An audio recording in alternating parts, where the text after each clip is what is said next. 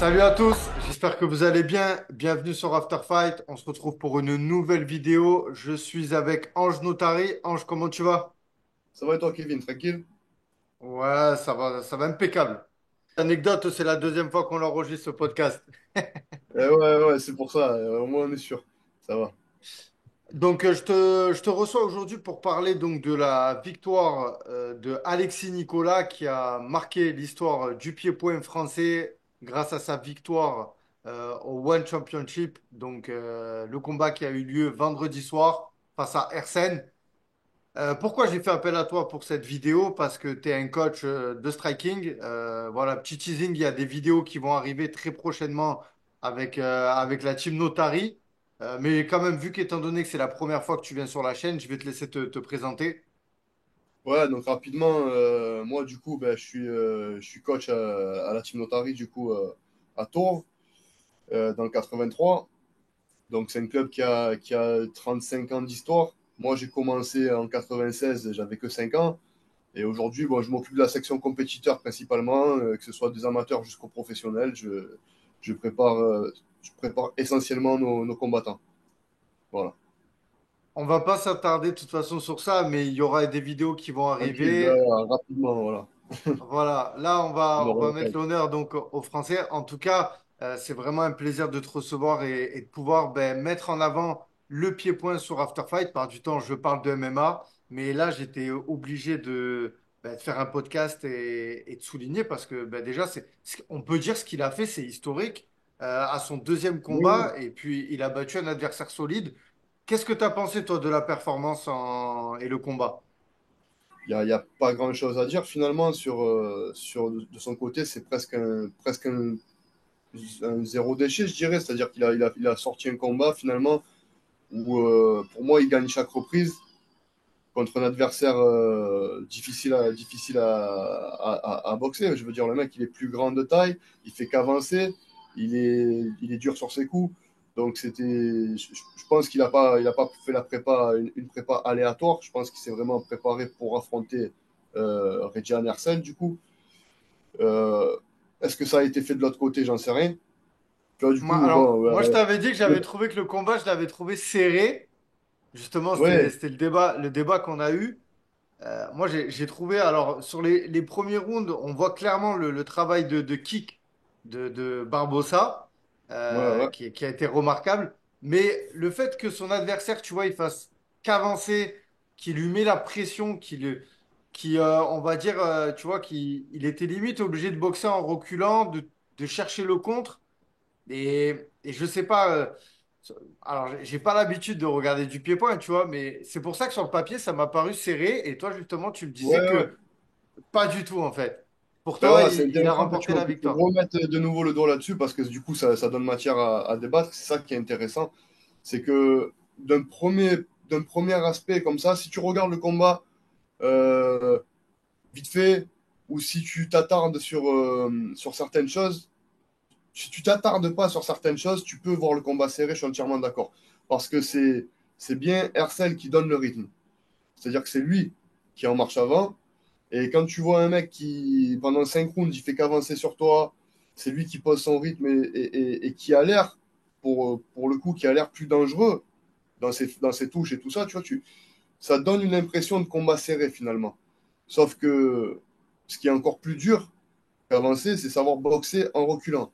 Et c'est ce que Alexis Nicolas il a réussi à faire. Et il a toujours, finalement, même en subissant le rythme de Hercel, il n'a rien subi du tout. Il était toujours à la distance à laquelle il devait se tenir. Il était toujours à la bonne distance. Et il a placé ses. Pour moi, ce que je te disais hier soir, du coup, pour moi, il n'y a pas une reprise. À moins que il faudrait que je re-regarde, mais j'ai regardé le combat deux fois. Il n'y a pas une reprise où Hercel il touche plus que Alexis Nicolas. Tu vois, et en plus, il y a un beau knockdown à la deuxième reprise, tu vois. Donc, à la décision, au pointage, tu vois de toute manière à la fin qu'il n'y a pas de surprise. Alexis Nicolas, il sait qu'il a gagné. Hercel, à sa tête, tu vois qu'il il sait qu'il a perdu aussi. C'est parce que c'est comme ça. C'est le risque. Et selon moi, c'est ce que je disais tout à l'heure, je ne suis pas convaincu que lui, par contre, de son côté, Reggian Hersel, il ait vraiment travaillé sa boxe, une boxe sur mesure pour Alexis Nicolas, mais qu'il est plutôt resté dans sa formule parce que depuis 2016, a priori, il est invaincu au One. Je dis a priori parce que je veux pas faire le. Ça fait que quelques jours que je me suis intéressé à ce boxeur. Comme on disait hier soir, moi j'ai un petit peu plus la culture du. J'allais dire du glory, mais même pas. En fait, je suis spécifiquement les Français. Tu vois, c'est normal. Tu vois, Ouais, quand il y a des puis Français qui surtout ont une puis surtout organisation. tes athlètes aussi. Tu as beaucoup de travail avec tes combattants aussi. Voilà, Donc, donc en priorité, je regarde les mecs qu'on est susceptible d'affronter. Et après, je m'intéresse aux Français, les grands noms du pied-point en France, tu vois. Et donc, automatiquement, Hersel, moi, je ne connaissais pas forcément, mais je m'y suis intéressé. Je vois que le mec, il est invaincu depuis 2016.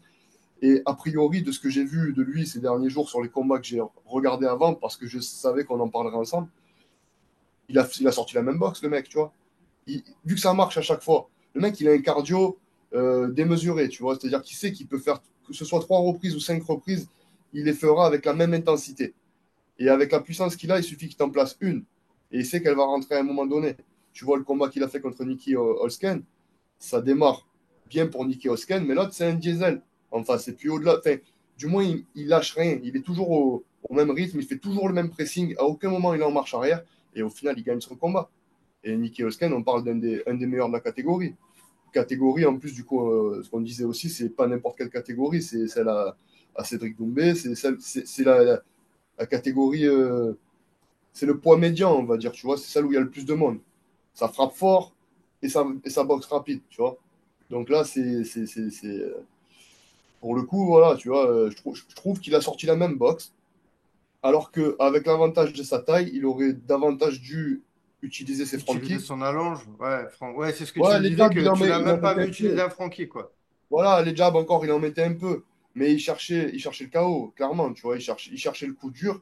Et il n'a pas essayé de sécuriser au niveau des points parce que dans sa tête, il allait encore éteindre son adversaire comme il le fait très souvent, tu vois. Alors que Alexis Nicolas, il a sécurisé la victoire, tu vois. Il a sécurisé la Ouais, ce victoire que tu et me si le disais, il a chaos est marqué les fait, points. Il a marqué ses points. voilà. De toute Justement, façon, c'est. Ouais. c'est toujours comme ça qu'il faut voir un combat. Le but, c'est, et si je viens pas le mettre, le chaos, d'abord calcule de gagner ton combat dans l'hypothèse où ça va au bout. Et si le chaos il vient, il vient. Après, tu peux bien sûr travailler des enchaînements dans ton game plan que tu vas essayer de sortir le jour J pour mettre le chaos, mais toujours pas perdre de vue le truc de faut aller au bout. Si ça va au bout, faut quand même gagner. Tu vois, et c'est ce qu'il a fait. Moi, je pense que le game plan qu'ils ont préparé avec son club, du coup, le Mamoudi Gym, je pense qu'il a été appliqué à la perfection et que il est resté dans ce qui s'était dit et il a fait le truc. Et du coup, hier aussi, je disais, je soulignais un truc qui était très important et qui se voit peut-être pas comme ça à première vue, c'est que c'est plus difficile encore pour le mec qui recule d'un point de vue intensité que pour celui qui avance. Tu vois, parce que tu dois boxer en reculant et tu dois subir la pression du mec et malgré tout toucher plus que lui. Et ça, en fait, 5 fois 3 minutes avec un mec comme Hercel en face qui lâche pas, qui fait qu'avancer, qui te met des coups de marteau à chaque crochet, tu vois. Tu vois, faut une sacrée maîtrise et un cardio de dingue. Tu vois, donc je pense que niveau prépa physique, il a fait la prépa qu'il fallait aussi, tu vois. Ouais. Ben, comme tu l'as dit, tu as souligné le nom du club, Mamoudi Gym, donc félicitations à eux. Ben Ouais, voilà, c'est un club qui travaille très très dur. Vraiment, j'étais vraiment très très content pour Alexis Nicolas parce qu'on avait pu voir, j'ai pu voir quelques reportages sur lui avant son combat et je te disais, j'aime beaucoup ce qu'il dégage aussi humainement. Tu sais, justement, à l'inverse de Cédric Doumbé qui trash talk, ouais, c'est un autre personnage et moi je me rapproche plus de ces valeurs-là. J'aime beaucoup l'humain, tu vois, et comme il a dit, cette ceinture c'était pour le peuple, c'était pour nous les Français. Il y avait aussi un autre point que tu avais abordé lors de notre première vidéo, c'était qu'il n'avait pas peur de perdre et pour toi c'était un facteur psychologique qui était important justement quand on va affronter ce type d'adversaire, de pas avoir peur de justement de perdre son invincibilité parce que ben, Alexis Barbosa Nicolas il est invaincu, aujourd'hui il a 24 victoires, 0 défaite, donc ça ouais. c'est incroyable mais ça se voit que c'est quelqu'un qui a acharné du travail aussi, voilà, pour rejoindre les valeurs aussi qui dégagent, de vraiment travailler, travailler, travailler. Non, mais c'est ça, Ça se voit c'est. que c'est quelqu'un qui se repose pas sur ses lauriers. Et puis, ben, il est allé nous décrocher cette ceinture et ça fait plaisir pour le pied-point français. Tu vois, parce que c'était un gros week-end de MMA. on avait Morgan Charrière à l'UFC, Nora Cornol, on avait Saladin Parnasse, Wilson Varela et tant d'autres au KSW. Et on a eu justement Alexis Nicolas, qui a mis le pied-point Ouais. sur le devant de la scène. Et ça fait plaisir parce qu'on en a besoin, tu vois. Le striking, en France, on est une terre de pied-point, tu vois. Je pense que tu me diras pas le contraire, étant donné que Et- toi, voilà, tu as grandi là-dedans avec ton père. Vous êtes aussi organisateur et vous faites partie de ces personnes qui contribuaient au développement du pied-point sur le sol français. Donc voilà, en tout cas, ça fait plaisir. Il y avait aussi un autre sujet qu'on voulait aborder ensemble. Sans manquer de respect à la ceinture qui est monstrueuse, hein. Elle est magnifique, cette Ah ceinture du oui, oui. ONFC. Là, tu as plus plein de trucs, là. Il faut que je retienne tout, là, parce qu'il y a le personnage. Il n'a pas peur de perdre. Ouais. Le truc. Et Vas-y, après, je te laisse la rebondir. transition, je sais ce que tu vas dire. La transition sur les Vas-y, ceintures et tout. mais vas-y, je te laisse rebondir sur le personnage, les valeurs. Ah, Connaissais toi déjà avant Alexis Alexis Nicolas? Est-ce Nicolas? avant ce combat, avant que je t'en parle, est-ce que tu avais Alors, déjà je vu le connaissais, nom oui, passer? j'avais déjà vu un peu quelques combats vite fait, des highlights, et je connaissais de nom. Et je savais que c'était un mec titré en savate et en pied-point. Je dis toujours pied-point, mais il faut nommer. Boxe française. En K1. Nous, en savate, ouais, donc boxe française, et en kickboxing. En K1 précisément. C'est ce que je disais aussi hier dans la vidéo. Le kickboxing, sur le papier, ça n'existe plus. C'est un grand genre qui est, c'est comme dire que je fais du pied-point. Le kickboxing, il y a de nous aujourd'hui en FFKMDA, il y a un sport qui s'appelle le low kick. C'était le kickboxing initial, où le low kick est autorisé uniquement dans la cuisse et pas dans le genou, pas dans le mollet, tout ça. Pas de back fist autorisé, pas de genou. Bon, là, ce qu'on fait aujourd'hui, c'est en vérité, ça s'appelle du K1. C'est genou autorisé, back fist autorisé, et les low kicks, tu peux les positionner, les mettre où tu veux, même donner des coups de genou dans les jambs. Donc là, c'est ce que Alexis Nicolas il a fait. Et je savais qu'il était déjà titré donc en K1 en BF. Donc déjà, c'est des bons combos, tu vois. Quand il y a, parce que très souvent, les mecs qui viennent de la savate, qui arrivent en kick, ils ont des prédispositions, ils ont un truc en plus. Nous, les kickers, si moi encore pour le coup, pour l'historique, nous, on arrive du full. On a fait une évolution du full contact vers le kickboxing, K1, tu vois. Mais les mecs qui font une transition savate vers le kick, ils ont une technique supplémentaire. Tu vois, il y a quelque chose par rapport à un qui va démarrer de suite par le kick, qui va chercher beaucoup plus une boxe striking, chercher à faire mal, sans avoir ces coups de pied non orthodoxes qui vont venir te gêner dans ta boxe et tout, tu vois. Et c'est bien de savoir le faire. Et pour le coup, tu vois, je rebondis aussi sur Doumbé. Ça n'a rien à voir, je sais qu'on ne parle pas de lui, mais c'est aussi quelqu'un qui vient du full contact.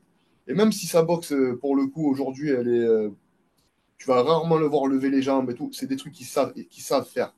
Ils ont des gros backgrounds. Tu vois ce que je veux dire? Ils savent le faire. Ils ont une stratégie. Ils utilisent la boxe qu'ils décident d'utiliser, mais ils savent le faire. Tu vois. Et donc, pour Alexis Nicolas, j'avais aucun doute sur la faisabilité tu vois, du challenge. Tu vois. Et, euh, et donc, pour rebondir donc, du coup sur le personnage, tout ça, c'est des choses. Le fait de ne pas avoir peur de la défaite et tout, ça contribue à aimer un personnage. Et même si tu disais, tu vois, un mec comme Doumbé, il ouvre un peu sa bouche et tout, j'aime bien c'est un autre personnage que j'apprécie aussi parce qu'il me fait rire, tu vois. Il fait le show, il a compris comment créer du buzz et ça fait partie du truc. Et pour Alexis Nicolas, pour le coup, c'est un autre personnage, mais que j'apprécie beaucoup aussi. C'est le guerrier, le mec qui veut aller chercher les meilleurs. Il s'en fout de rester invaincu. Lui, ce qui lui intéresse, c'est je veux être invaincu, mais pas en ayant affronté. Si j'arrive à 50-0, mais que j'ai affronté 50 plombiers, ça veut rien dire, tu vois. Donc là, il y avait un vrai challenge.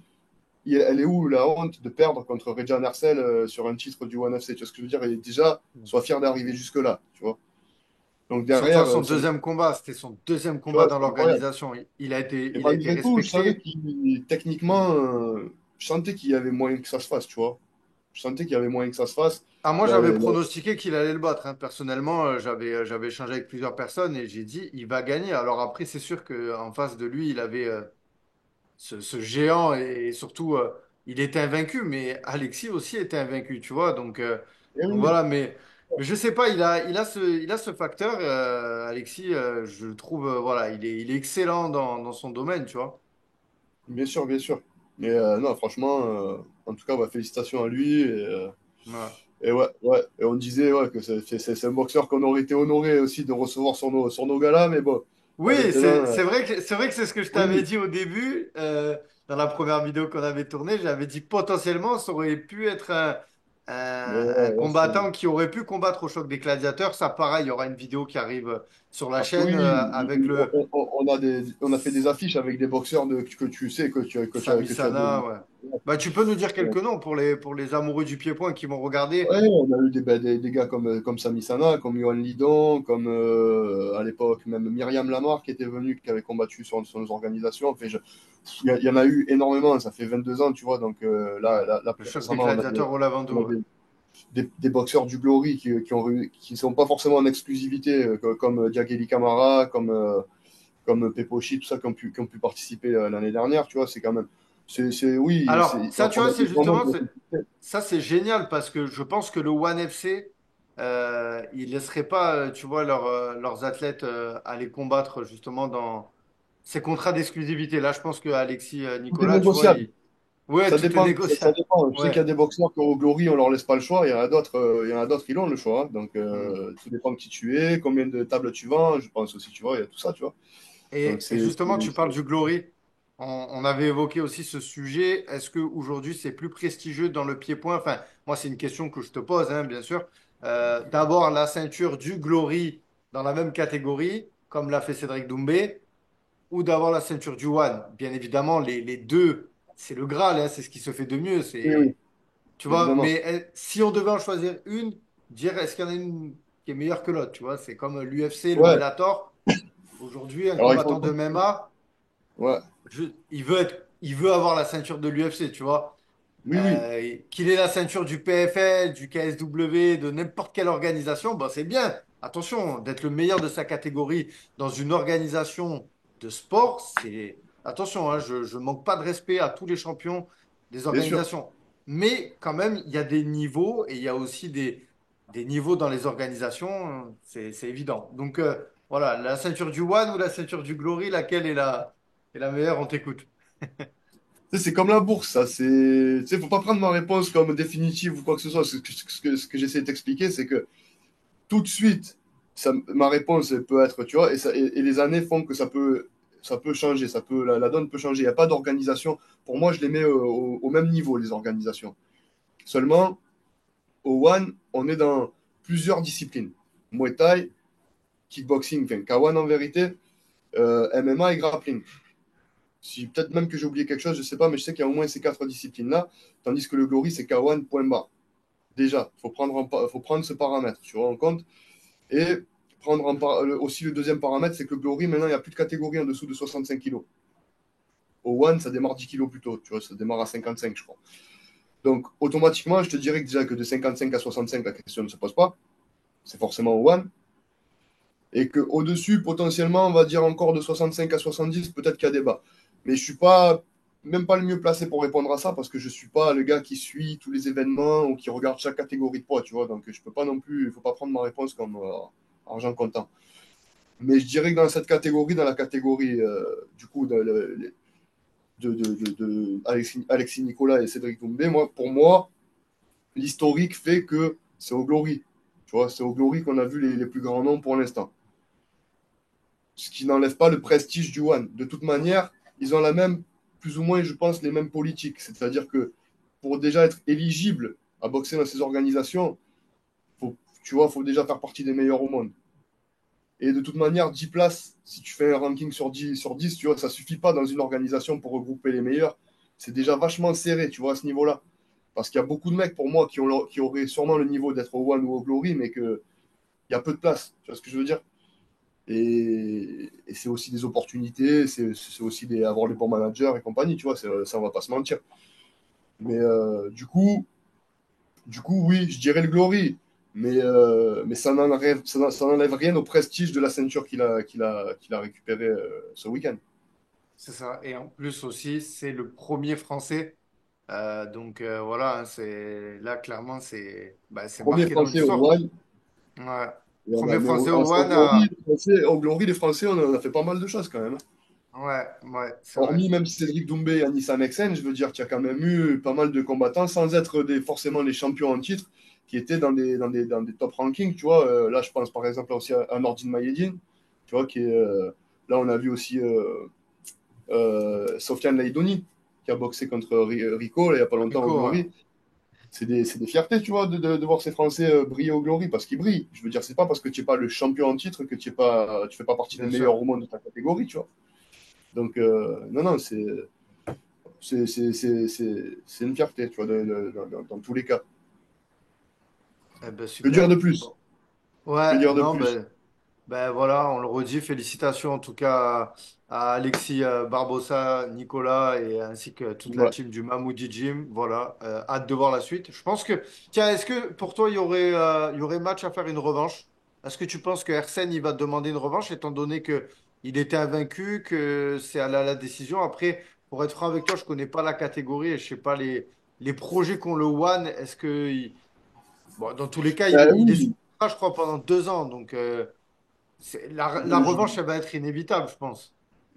alors qu'elle soit inévitable ou pas, je sais pas trop ce qui se dit, tu vois, mais est-ce que c'est intéressant? Oui, parce que justement, par rapport aux paramètres que je t'ai donné tout à l'heure, est-ce que du coup, on pourrait voir un Reggian Hersel boxer différemment, qui pourrait nous Ouais, surprendre? Ou est-ce qu'il resterait encore dans cette mécanique-là, en augmentant juste l'intensité? Je sais pas, tu vois. Pour moi, le combat n'était pas vraiment serré, comme je t'ai dit. S'il change pas ses plans et qu'il refait le même combat, on va encore donner la victoire à Alexis Nicolas, tu vois. Et après, un combat, tu peux le faire 10 fois. 10 fois, il peut avoir une issue différente, tu vois. Un coup, l'autre, il va gagner sur blessure. Un coup, tu vois. Et puis les combats dont on a beaucoup d'attentes, on en est souvent aussi, tu vois.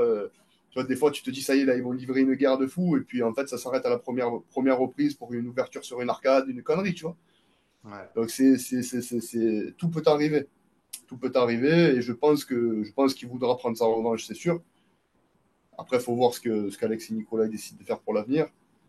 Je pense qu'il est bien parti pour pas s'arrêter là, quoi. ouais. Affaire à suivre. Ange, c'était un plaisir donc de te recevoir sur le podcast.